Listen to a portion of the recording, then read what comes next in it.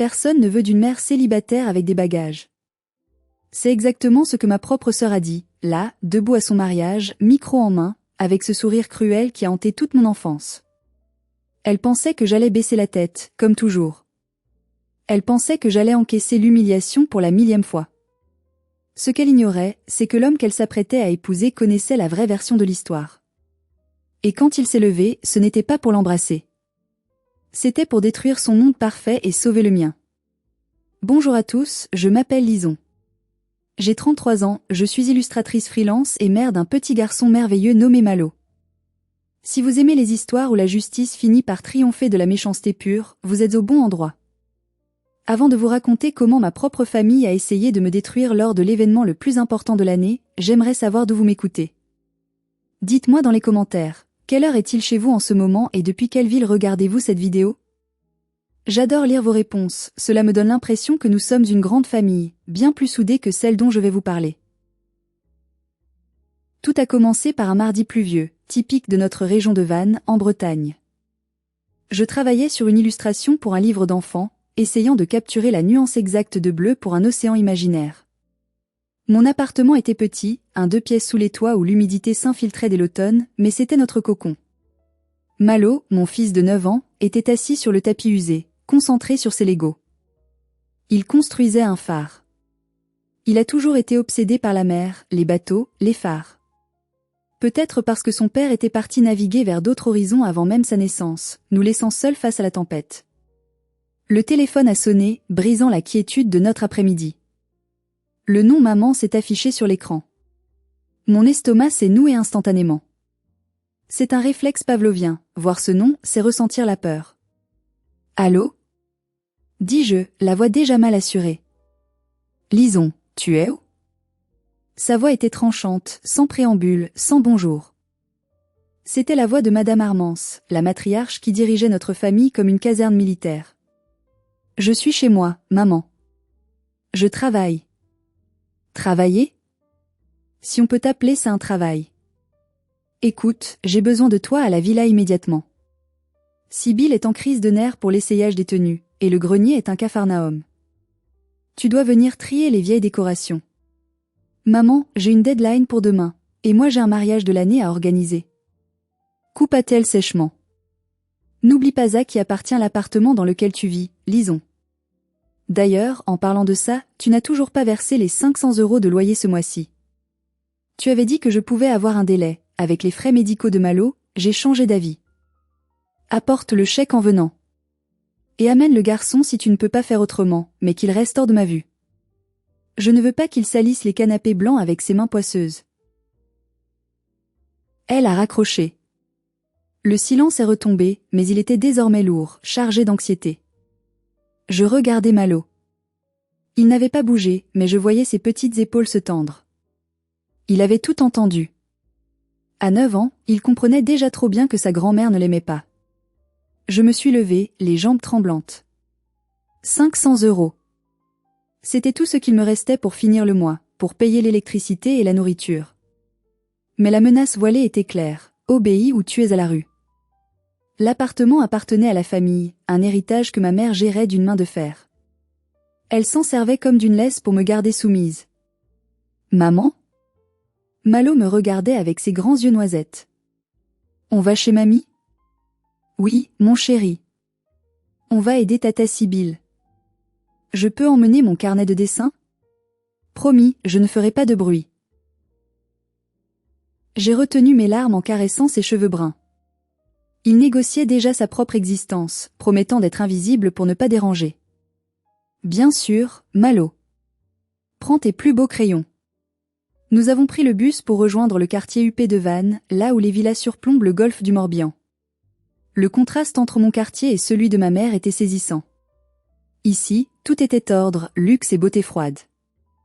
Là-bas, chez nous, c'était la survie. J'ai serré la main de mon fils plus fort. Je pensais que ce ne serait qu'une après-midi de corvée, une de plus. Je ne savais pas que je marchais droit dans un piège, et que ce chèque de 500 € n'était que le premier acompte d'une dette émotionnelle que ma sœur avait décidé de me faire payer. La villa de ma mère, les Hortensias, était imposante. Une bâtisse en pierre blanche, entourée d'un jardin manucuré où pas un brin d'herbe n'osait dépasser. À peine avions-nous franchi le portail que je sentis le poids du jugement s'abattre sur moi. Ma vieille parka grise jurait avec le décor. Les baskets de Malo étaient propres, mais usées. Nous étions les parents pauvres, les tâches dans ce tableau parfait. Sibylle nous attendait dans le grand salon. Ma sœur cadette, la Golden Child, l'enfant doré. À 27 ans, elle était éblouissante, je dois l'admettre. Attachée de presse pour une grande marque de cosmétiques, elle savait se vendre. Elle portait une robe en soie qui coûtait probablement plus cher que tout ce que je possédais. « Ah, te voilà enfin », soupira-t-elle en vérifiant sa manucure. « Tu as mis une éternité. Et, oh, tu as amené le petit. » Elle ne l'a même pas regardé. Pas un bonjour Malo. Rien. Bonjour tata, murmura Malo poliment. Elle l'ignora et se tourna vers un homme qui se tenait près de la baie vitrée, dos à nous, regardant la mer. Chérie, c'est ma sœur. Celle dont je t'ai parlé. Lisons. L'homme s'est retourné. C'était la première fois que je voyais Ambroise, le fiancé. Je m'attendais à un clone des ex-copains de Sibylle, des hommes d'affaires arrogants, bruyants, obsédés par leur image. Mais Ambroise était différent. Il était grand, carré d'épaules, avec un visage marqué par le soleil et le vent. Il avait 35 ans, mais ses yeux en paraissaient 100. Des yeux d'une tristesse infinie, d'un bleu-gris comme l'océan un jour d'hiver. Il était charpentier de marine, un artisan renommé qui restaurait des voiliers anciens. Ses mains, bien que propres, portaient les traces du travail manuel. Enchanté, lisons, dit-il d'une voix grave et posée. Il ne m'a pas regardé de haut en bas comme le faisaient les amis de Sibylle. Son regard était direct, scrutateur, presque familier. J'ai ressenti un frisson étrange. « Et qui est ce jeune homme » demanda-t-il en se penchant vers Malo. Sibylle intervint immédiatement, un rire nerveux aux lèvres. « Oh, c'est Malo. Ne fais pas attention, il est un peu sauvage. Lisons l'élève seul, tu sais. C'est compliqué. » « Je ne suis pas sauvage, dit doucement Malo. Ambroise ignora Sibylle. Il s'accroupit pour être à la hauteur de mon fils. C'était un geste simple, mais dans cette maison, personne ne s'abaissait jamais au niveau d'un enfant, au sens propre comme au figuré. « Qu'est-ce que tu tiens là ?» Malo serra son carnet contre sa poitrine, hésitant. « C'est un bateau. »« Je peux voir ?» Malo me jeta un coup d'œil. J'ai hoché la tête, surprise. Il tendit le carnet. Ambroise l'ouvrit et étudia le dessin avec un sérieux absolu. Ce n'était pas de la condescendance. C'était de l'intérêt professionnel. C'est une goélette, n'est-ce pas? Tu as bien dessiné la coque, mais regarde ici, le mât de misaine doit être un peu plus court que le grand mât. Sinon, ton bateau va avoir du mal à virer de bord. Les yeux de Malo s'illuminèrent comme des phares. Vous savez construire des bateaux? C'est mon métier. Si tu veux, je te montrerai comment dessiner les voiles pour qu'elles prennent bien le vent. Sibylle claqua sa langue contre son palais, un bruit sec qui signifiait qu'elle perdait patience. Ambroise, chérie, laisse le gamin. Nous avons des choses sérieuses à discuter. Lisons, le grenier t'attend. Maman veut que tu sortes toute la vieille argenterie pour la polir. Ambroise se releva lentement. Il rendit le carnet à Malo avec un clin d'œil complice, puis se tourna vers Sibylle. Son visage s'était refermé, redevenant impassible. « Tu as de la chance, Sibylle, dit-il calmement. Ton neveu a l'œil d'un architecte. C'est rare. » Oui, super, balaya-t-elle de la main. Allez, lisons, au travail. Et n'oublie pas le chèque pour maman, elle est dans son bureau. Je me suis dirigée vers l'escalier, le cœur lourd mais traversé par une étrange chaleur. Pour la première fois depuis des années, un homme avait traité mon fils comme une personne digne d'intérêt, et non comme un bagage encombrant.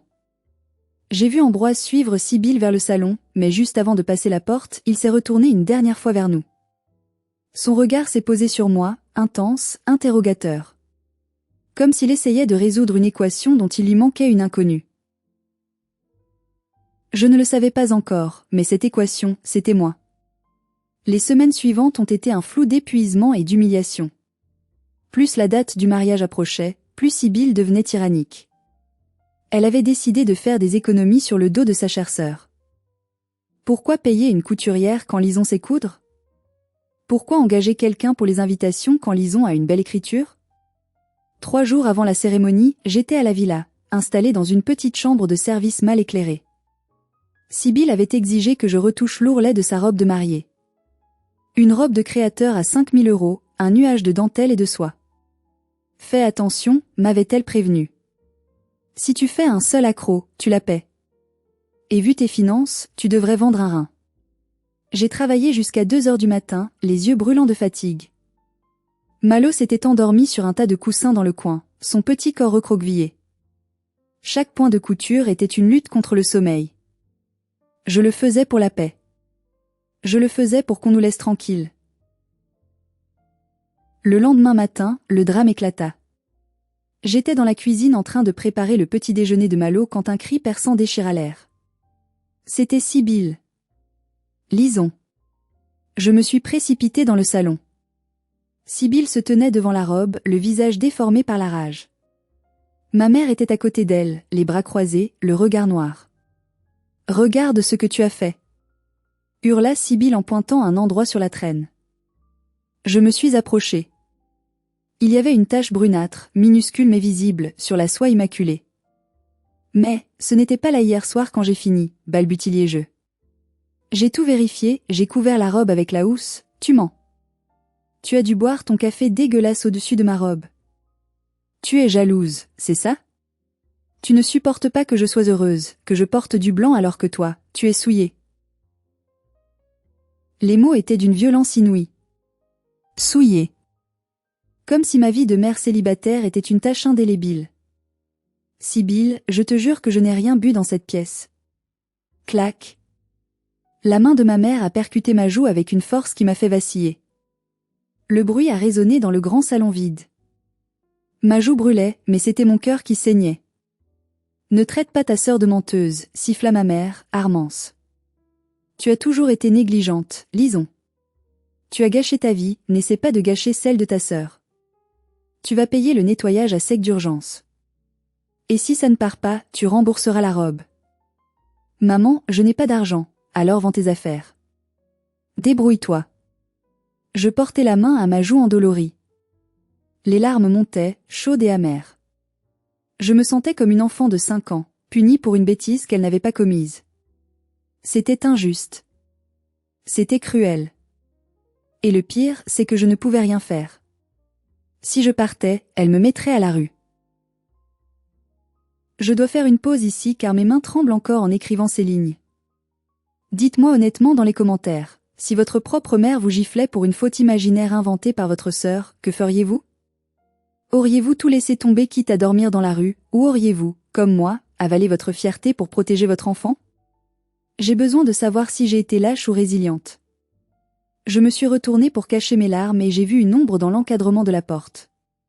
C'était Ambroise. Il était là. Il avait tout vu. Mon cœur s'est arrêté. Il allait me voir comme ça, humilié, battu, pathétique. Mais Ambroise n'a rien dit.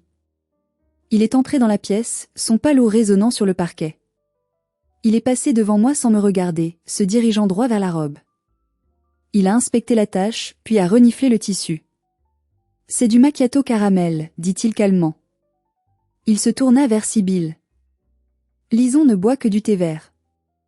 Je l'ai vu hier. Par contre, toi, Sibylle, c'est ta commande habituelle chez Starbucks, non ?» Sibylle devint livide. « Quoi? Tu prends sa défense? C'est absurde.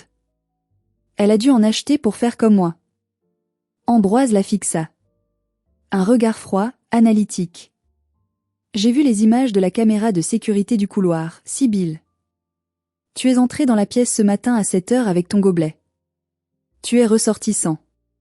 Le silence qui suivit fut assourdissant. Sibylle ouvrit la bouche, puis la referma, piégée. Ma mère, ne sachant plus qui blâmer, se contenta de lisser sa jupe. Bon, peu importe qui a fait quoi, dit Armance d'un ton agacé. L'important c'est de nettoyer. Lison, emmène ça au pressing. Tout de suite. Même face à la preuve, je restais la servante. Mais alors que je prenais la robe, Ambroise a posé sa main sur mon bras. Une main chaude, rugueuse, rassurante. Lisons. Je m'en occupe. Va mettre de la glace sur ta joue. Il a pris la robe des mains de Sibylle sans un mot pour elle et est sorti. J'ai croisé le regard de ma sœur. Pour la première fois, j'y ai vu de la peur. Elle commençait à réaliser que son prince charmant voyait clair dans son jeu. Ce que je ne savais pas à ce moment-là, c'est ce qui se passait dans la tête d'Ambroise. Je l'ai appris bien plus tard, quand nous avons pu enfin nous parler sans barrière. En sortant de la villa avec la robe, Ambroise n'est pas allé tout de suite au pressing. Il s'est assis dans sa camionnette et a sorti son téléphone. Il a fait défiler des photos vieilles de 4 ans. 4 ans plus tôt, sa vie s'était arrêtée. Sa petite sœur adorée, Léonie, se mourait d'une leucémie foudroyante à l'hôpital CHU de Rennes. Ambroise passait ses journées à son chevet, impuissant, regardant la vie quitter le corps de celle qu'il aimait le plus au monde. Il était devenu une ombre, un homme brisé qui ne parlait plus. Mais Léonie, dans ses derniers jours, avait trouvé une source de joie inattendue. Une bénévole. Une jeune femme qui venait 2 fois par semaine pour faire de l'art-thérapie avec les enfants malades. Léonie l'appelait la fée bleue parce qu'elle portait toujours un vieux cardigan en laine bleu marine.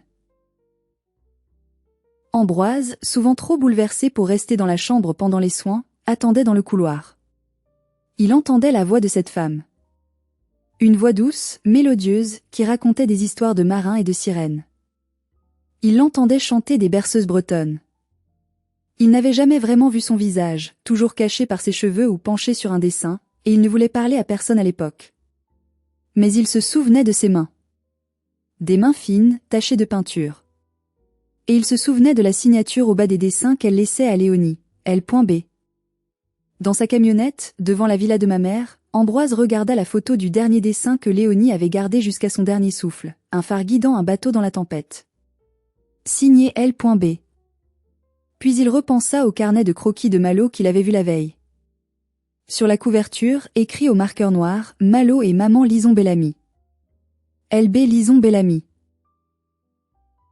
Le puzzle s'assemblait.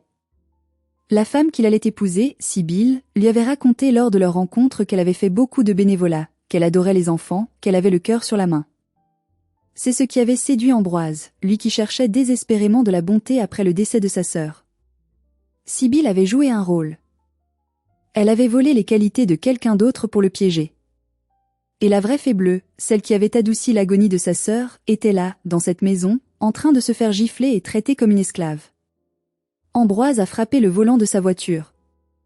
La rage montait en lui. Pas une rage explosive, mais une colère froide, méthodique, celle des marins qui voient l'ouragan arriver et se préparent à affronter la vague. Il allait découvrir jusqu'où allait la cruauté de Sibylle. Il allait la laisser se dévoiler complètement. Et ensuite, il frapperait. De retour dans la maison, je ne savais rien de tout cela. Je voyais juste Ambroise revenir, le visage fermé, impénétrable. Il m'a rendu la robe propre, sans un mot, mais quand nos doigts se sont effleurés, j'ai senti une tension électrique. Il m'a regardé droit dans les yeux et a murmuré « Tiens bon, lisons. » Juste encore un peu. Je n'ai pas compris ce qu'il voulait dire. Je pensais qu'il me demandait de supporter ma famille jusqu'au mariage. Je ne savais pas qu'il préparait une révolution. 2 jours avant le mariage, Sibylle organisa une réception de pré-mariage à la villa. C'était une excuse pour boire du champagne et montrer ses cadeaux. Lison, tu seras en cuisine pour gérer les amuse-bouches, m'ordonna-t-elle. Et ton fils, il faut qu'il se rende utile. Il servira les boissons non alcoolisées. Ça lui apprendra la valeur du travail, vu qu'il n'a pas de père pour lui montrer l'exemple. J'ai voulu refuser. Malo n'avait que 9 ans. Mais Malo, mon petit ange courageux, m'a tiré la manche. C'est pas grave maman. Je vais le faire. Comme ça, mamie ne criera pas. J'ai noué un petit tablier autour de sa taille, le cœur en miettes. Il avait l'air si sérieux, portant son plateau de jus d'orange avec une concentration extrême, naviguant entre les invités qui l'ignoraient superbement. La soirée avançait. L'alcool coulait à flots. Pia, la meilleure amie de Sibylle et sa demoiselle d'honneur principale, était aussi toxique qu'elle. Je les voyais chuchoter en regardant Malo, ricanant derrière leur coupe de champagne. Soudain, alors que Malo passait près d'elle, Pia a tendu la jambe. Un geste rapide, discret, vicieux. Malo a trébuché. Le plateau a volé. 3 verres de jus d'orange se sont renversés sur les chaussures en daim d'un invité important, un collègue d'Ambroise. Le bruit du verre cassé a figé la salle. « Espèce de petit idiot !» hurla Sibylle avant même que Malo ne touche le sol. « Regarde ce que tu as fait. Tu es aussi bon à rien que ta mère. » Malo était par terre, au milieu des débris de verre et du jus collant, les genoux écorchés. Il tremblait, retenant ses sanglots, terrifié. « Je suis désolé, je n'ai pas fait exprès, balbutiait-il. « Pas exprès ?» intervint Pia avec un sourire mielleux. « Je t'ai vu courir, petit monstre. Tu devrais avoir honte. » Je me suis précipité vers mon fils, écartant les invités. Mais quelqu'un a été plus rapide que moi. Ambroise. Il a fendu la foule comme un brise-glace. Il ne s'est pas dirigé vers l'invité aux chaussures tachées. Il est allé droit vers Malo. Il s'est mis à genoux dans la flaque de jus d'orange, ignorant son pantalon de costume beige. « Ça va, bonhomme ? Tu ne t'es pas coupé ?» demanda-t-il avec une douceur qui contrastait avec la tension ambiante. « Non monsieur, j'ai tout sali », pleura Malo. « Ce n'est que du jus. Ça se lave. » Ambroise sortit son propre mouchoir en tissu et commença à essuyer les mains collantes de Malo. Puis, il se leva, aidant mon fils à se relever. Il se tourna vers Pia. « J'ai vu ton pied, Pia, dit-il d'une voix qui aurait pu geler l'enfer. Pia devint écarlate. « Quoi ? Mais non, Ambroise, tu as mal vu, j'ai une vision parfaite, coupa-t-il. Tu as fait un croche-pied à un enfant de 9 ans qui portait des verres. C'est le comportement le plus pathétique que j'ai vu de ma vie. » Il se tourna vers Sibylle qui était bouche bée. « Et toi, au lieu de demander si ton neveu est blessé, tu t'inquiètes pour le parquet ? » Mais chérie, c'est juste un gosse maladroit, tenta Sibylle. Ce n'est pas de la maladresse. C'est de la méchanceté. Et je commence à voir qu'elle est contagieuse dans cette maison. Il prit Malo par la main et me fit signe. Emmène-le se changer, lisons. Je m'occupe de nettoyer ici. Personne d'autre ne le fera correctement de toute façon. Il s'est mis à ramasser les morceaux de verre lui-même, sous les yeux ébahis de la haute société de Vannes. Ce soir-là, Sibylle a perdu la face. Mais elle était trop orgueilleuse pour comprendre qu'elle était aussi en train de perdre son futur mari. Elle pensait qu'il était juste stressé. Elle ne voyait pas que le nœud coulant se resserrait. La veille du mariage. L'ambiance à la villa était électrique. Sibylle faisait semblant que l'incident de la veille n'avait jamais existé. Elle était en mode mariée parfaite. Mais ma mère, Armance, avait d'autres projets pour moi. Elle m'a convoquée dans son bureau. « Assieds-toi, lisons. » Elle a posé un document devant moi. C'était un devis pour des travaux de rénovation de la façade de l'immeuble où je vivais. La copropriété a voté les travaux. T'apparaît de 4 000 €. À payer immédiatement. Quoi ? Mais maman, je suis locataire. C'est au propriétaire de payer les travaux de structure, c'est-à-dire toi. Je te loue cet appartement à un prix dérisoire par charité, lisons. Tu crois que je vais en plus payer pour tes murs ? Soit tu paies ces 4 000 € avant demain midi, soit tu dégages avec ton gosse après le mariage. J'ai déjà un locataire potentiel qui payera le double. J'ai senti le sol se dérober. 4 000 €. C'était une somme astronomique pour moi. Je n'avais aucune épargne. Tu sais que je ne les ai pas. Tu as le collier de grand-mère Célestine, dit-elle froidement. Celui en saphir. Il vaut bien ça. Je portais la main à mon cou par réflexe. C'était le seul souvenir que j'avais de ma grand-mère, la seule personne qui m'avait aimé inconditionnellement dans cette famille. Elle me l'avait donné en secret avant de mourir pour que ma mère ne le prenne pas, non. Pas le collier. C'est le collier ou la rue pour Malo. Choisis tes priorités, ma fille. Une bonne mère sait faire des sacrifices. Je suis sortie du bureau en titubant. J'ai vomi dans les toilettes du rez-de-chaussée. La cruauté de ma mère n'avait pas de limite. Elle savait exactement où frapper. Cet après-midi-là, j'ai marché jusqu'à la bijouterie du centre-ville, les yeux brouillés par les larmes. J'ai vendu le collier. Le bijoutier m'en a donné 3 800 €. J'ai dû compléter avec l'argent de mes courses. J'ai remis l'enveloppe à ma mère le soir même. Elle n'a même pas dit merci. Elle a compté les billets, un petit sourire satisfait aux lèvres. Bien. Tu vois quand tu veux. Maintenant, va te coucher, demain tu dois être levé à 5 heures pour aider Sibylle à s'habiller. Ce que j'ai appris plus tard m'a donné la nausée. Il n'y avait pas de travaux de façade. Ma mère avait inventé ce devis. Sibylle avait dépassé le budget fleurs de 4 000 € pour avoir des pivoines importées hors saison, et elles avaient décidé que c'était à moi de combler le trou. J'avais vendu l'héritage de ma grand-mère pour payer les fleurs éphémères de ma sœur.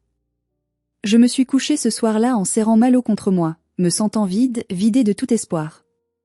Je pensais avoir touché le fond. Je ne savais pas que le lendemain, lors du mariage, elles allaient essayer de m'enterrer vivante.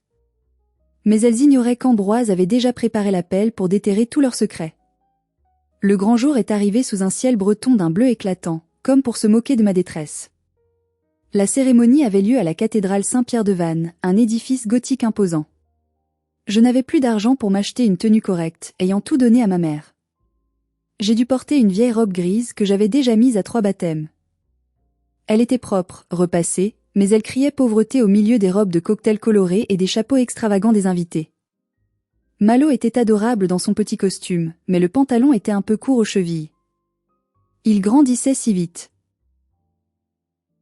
À l'entrée de l'église, une organisatrice de mariage, que Sibylle avait finalement réengagée avec mon argent, sans doute, nous a barré la route. « Madame Bellamy ? Vous êtes placée, au fond. » « Au fond ? Mais je suis la sœur de la mariée. » Instruction de mademoiselle Sibylle. Elle a dit que, pour les photos, il valait mieux que vous soyez discrète. J'ai avalé ma honte. Nous avons marché tout au long de la nef sous les regards curieux, jusqu'au dernier rang, derrière un pilier. Nous étions cachés, comme des parents honteux. La musique a retenti.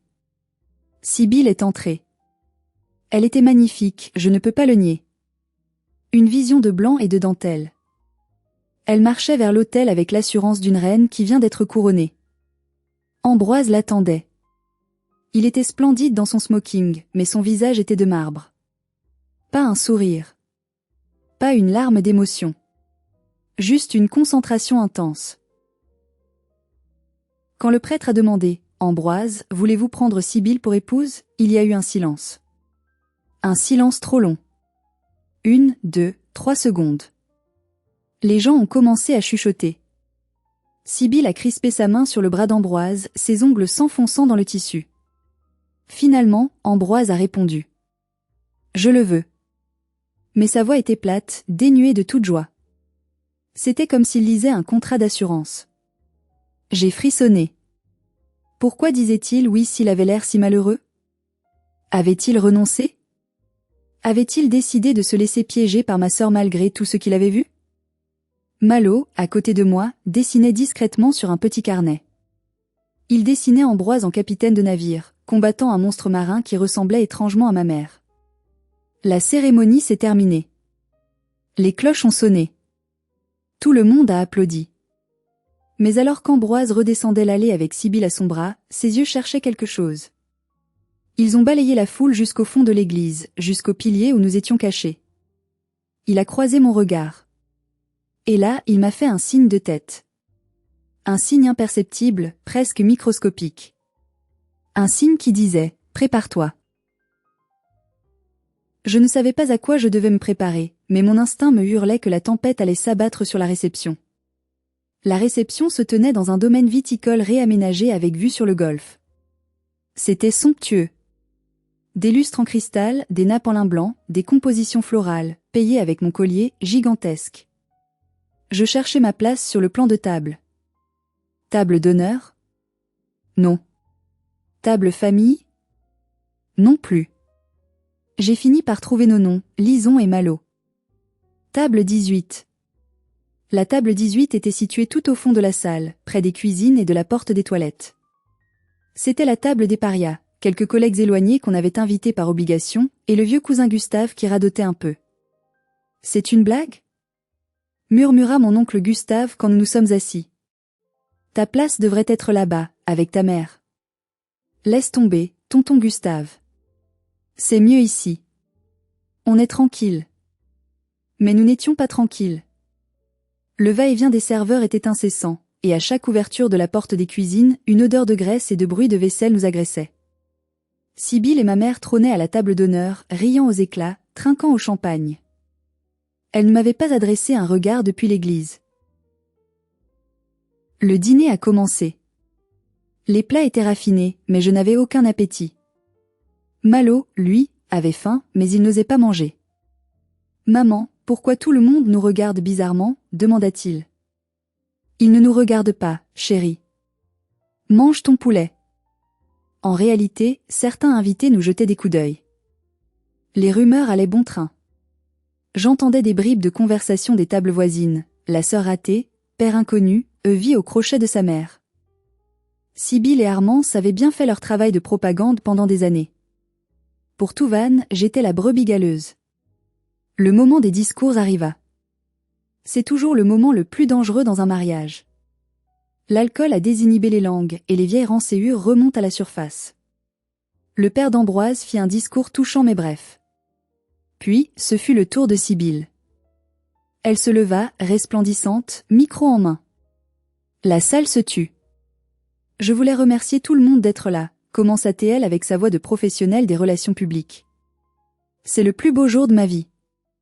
J'ai trouvé mon prince, mon ancre. Des applaudissements polis. Puis, son regard se durcit. Elle tourna la tête vers le fond de la salle, vers la table 18. Et je voulais aussi remercier ma famille. Enfin, ce qui compte. Mais je ne peux pas oublier ma sœur, Lison. Lison, lève-toi. Mon sang se glaça. Je ne voulais pas me lever. Gustave me donna un petit coup de coude encourageant. Je me suis levée lentement, les jambes en coton.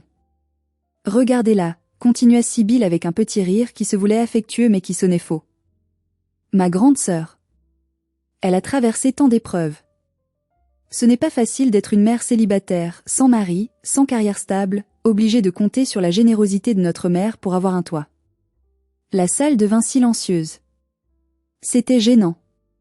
C'était humiliant. Elle déballait ma vie privée, mes échecs supposés, devant 200 personnes. Mais je t'admire, Lison, continua-t-elle. Vraiment. Il faut du courage pour assumer ses erreurs publiquement. Et qui sait? Peut-être que ce soir, avec toute cette ambiance romantique, tu trouveras quelqu'un qui voudra bien t'aider. Elle marqua une pause théâtrale. C'est là que ma mère, Armance, qui avait un verre de trop dans le nez, décida d'intervenir. Elle prit le micro des mains de Sibylle. Ce qui suivit fut le coup de grâce. Ma mère tenait le micro un peu de travers, ses yeux brillants de méchanceté et de vin blanc. « Oh oui !» s'exclama-t-elle, sa voix résonnant trop fort dans les enceintes. « Écoutez tous. Lison est célibataire depuis, oh mon Dieu, une éternité. » Quelques rires nerveux fusèrent dans la salle. « Alors, messieurs, fit-elle en balayant la salle du regard, s'il y a un amateur de cause perdue ce soir, faites-vous connaître. » Elle se tourna vers moi, pointant un doigt accusateur et hilar. Elle est un peu usée par la vie, c'est sûr. Une femme d'occasion, comme on dit. Mais bon, elle sait cuisiner et coudre, c'est déjà ça. La salle riait franchement maintenant.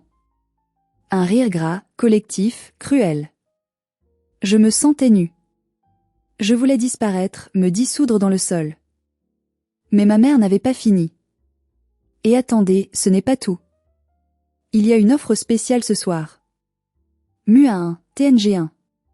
Achetez en une, recevez en un gratuit. Elle désigna Malo qui s'était levé pour se coller à moi, terrifiée. Si vous prenez la mère, vous repartez avec le gamin en bonus. Un petit bâtard adorable, je vous le promets. Qui en veut? Qui veut nous débarrasser de ce fardeau familial? Le monde s'est arrêté. Bâtard. Fardeau. Elle avait osé. Elle avait insulté mon fils, sa propre chair et son sang, devant tout le monde.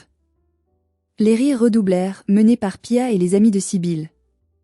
Sibylle elle-même riait, la main devant la bouche, ravie du spectacle. Malo a enfoui son visage dans ma robe, secoué de sanglots.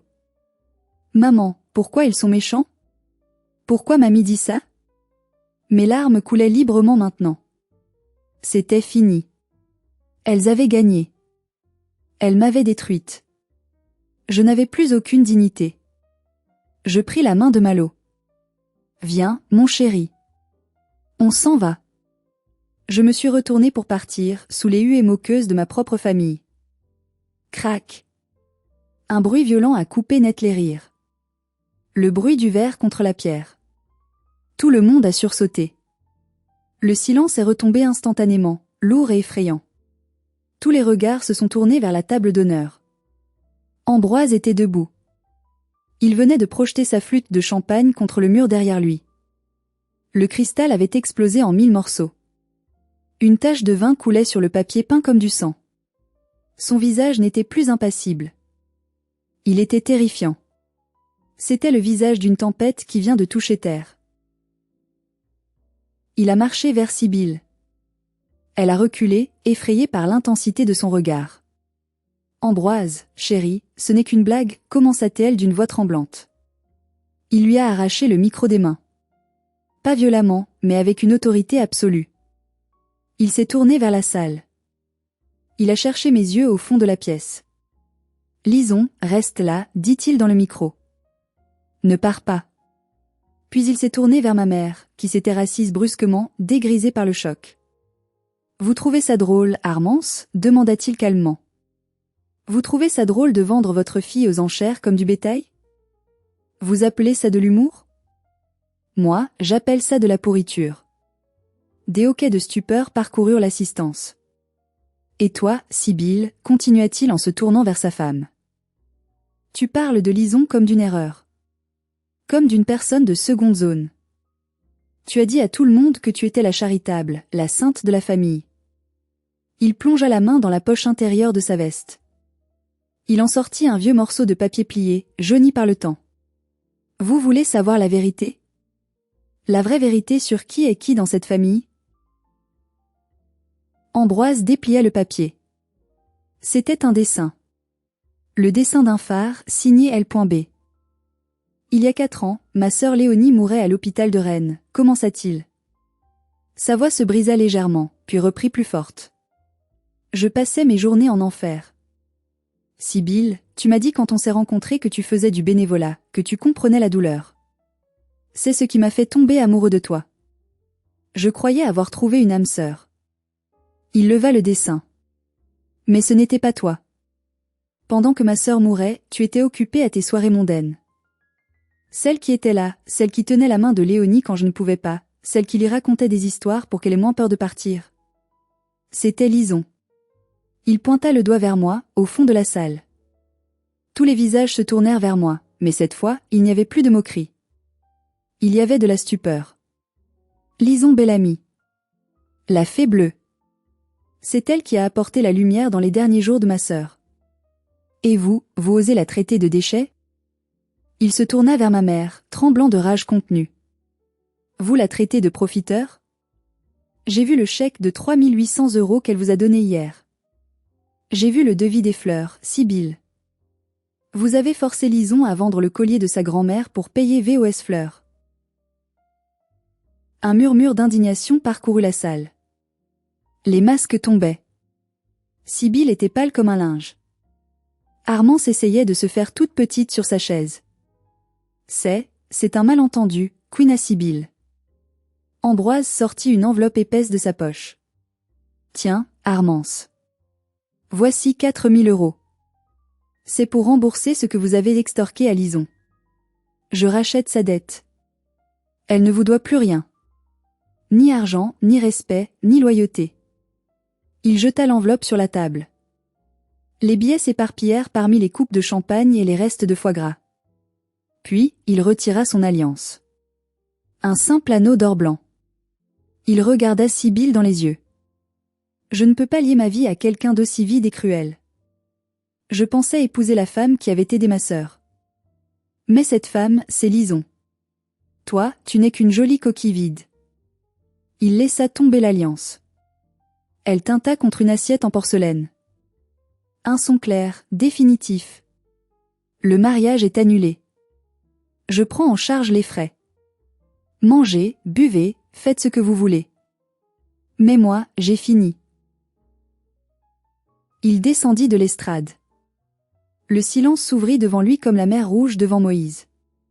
Il marcha droit vers nous, au fond de la salle. Sibylle commença à hurler derrière lui, une crise d'hystérie mêlée de larmes de crocodile, mais il ne se retourna pas. Il arriva à notre table. Il s'accroupit devant Malo, qui avait cessé de pleurer et le regardait avec des yeux ronds comme des soucoupes. Malo, dit-il doucement. Tu te souviens de mon atelier? Avec les bateaux? Oui, tu veux venir voir le grand voilier dont je t'ai parlé? On sera mieux là-bas qu'ici. Malo hocha la tête vigoureusement. Ambroise se releva et me tendit la main. Lisons. Viens avec moi. S'il te plaît.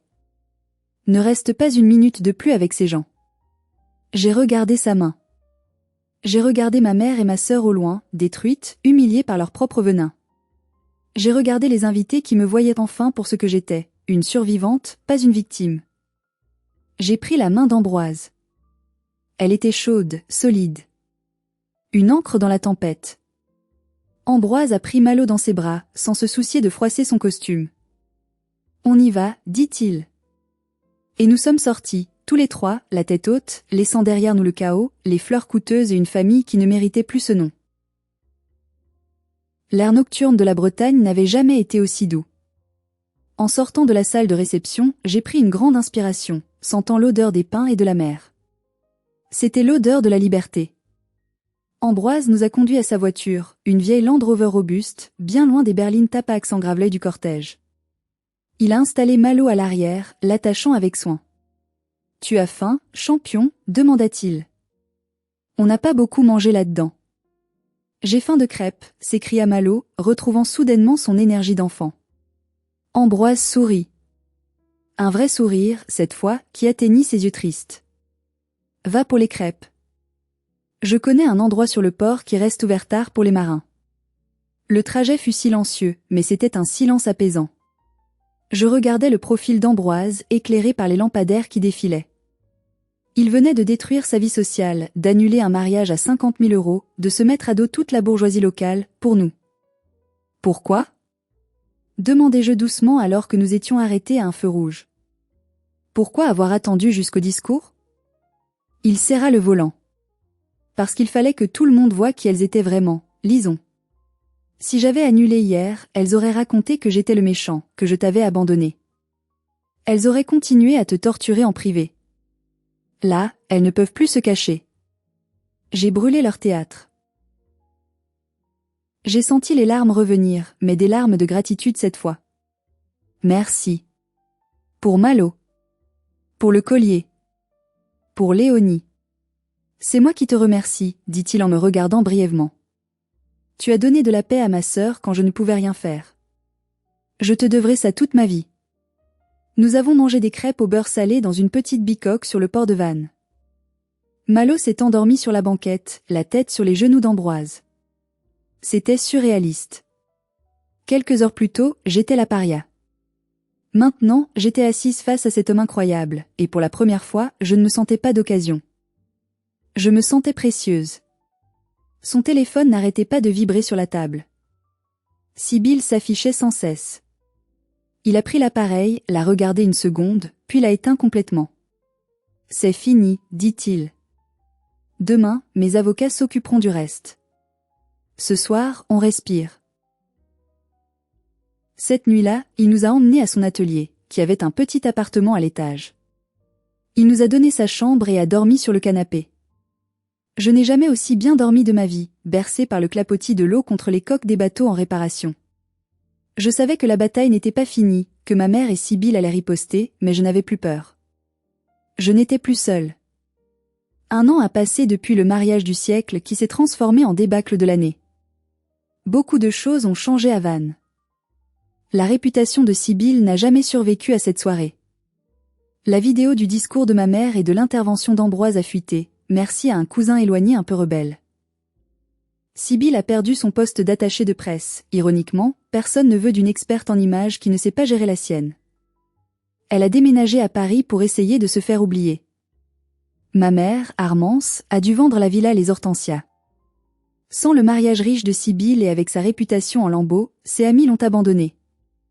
Elle vit maintenant dans un petit appartement, seule avec son amertume.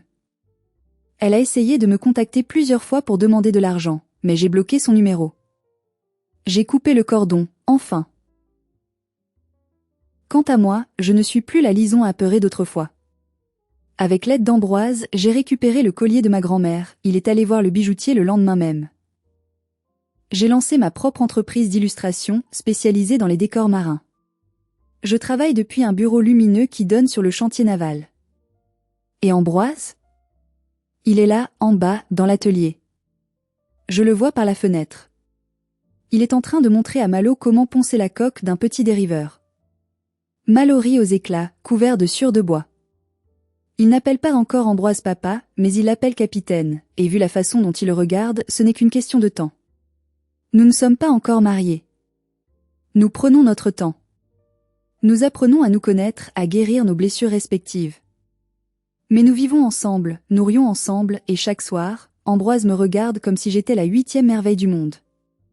Il m'a appris que l'amour, le vrai, n'est pas une question de performance ou d'apparence. C'est une question de présence. C'est être là quand l'autre a besoin de vous, c'est défendre ce qu'on aime contre le monde entier s'il le faut. Ma famille m'avait étiquetée femme d'occasion, pensant que c'était une insulte. Mais ils avaient tort. Un objet d'occasion a une histoire. Il a survécu. Il a du caractère. Et entre les mains d'un expert comme Ambroise, qui sait voir la beauté sous les éraflures, il peut devenir le trésor le plus précieux du monde. Voilà mon histoire. J'espère qu'elle vous a donné de l'espoir si vous traversez des moments difficiles avec votre famille. Personne n'a le droit de vous faire sentir inférieur. Si cette histoire vous a touché, s'il vous plaît, mettez un j'aime sur cette vidéo, cela aide énormément à faire entendre notre voix. Et surtout, abonnez-vous à la chaîne pour ne pas rater les prochaines histoires de justice et de résilience. Partagez cette histoire avec quelqu'un qui a besoin de savoir qu'il n'est pas seul. Merci de m'avoir écouté. Prenez soin de vous, et n'oubliez pas, vous valez bien plus que ce que les autres disent de vous. Because I gotta be honest with you, I tried that game again, and I'm 95% sure it's gonna do it again because I reset, updated my graphics drivers, tried playing it earlier, and it froze at the tutorial again when I fucking grabbed the clipboard. We can try it again.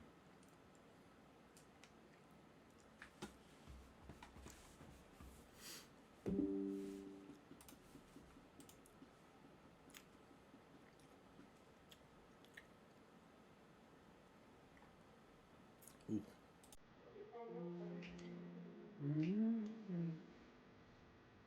We could do a different game. We might be able to do a different game. It's a possibility.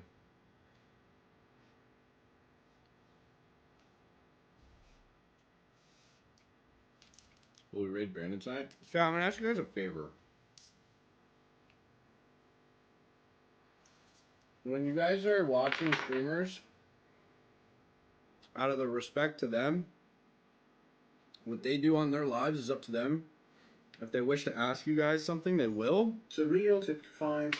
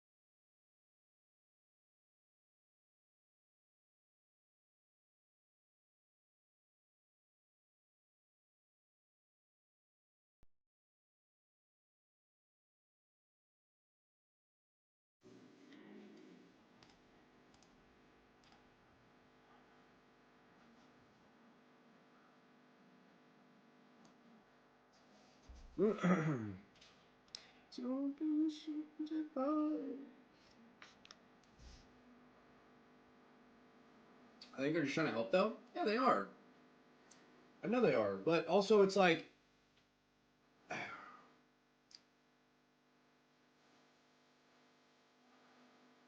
there's a lot of things that need to be considered